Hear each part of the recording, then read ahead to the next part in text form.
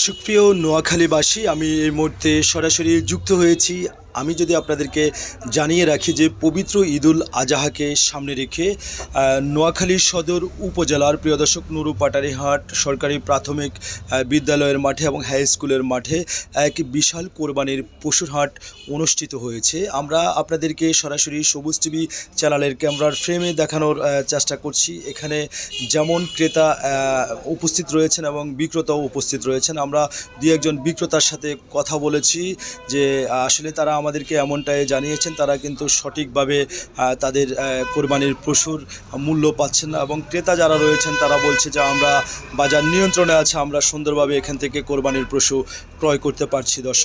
দর্শক চতুর্পাশে দেখতে পাচ্ছেন যে গরু এবং ছাগল বিভিন্ন কোরবানির পশুগুলো হাটে আছেন, এবং আমরা হাসিল করেও কথা বলেছি, তারা সীমিত হাসিল নিচ্ছেন। দর্শক এই ছিল আমার কাছে এখানকার আপডেট খবর।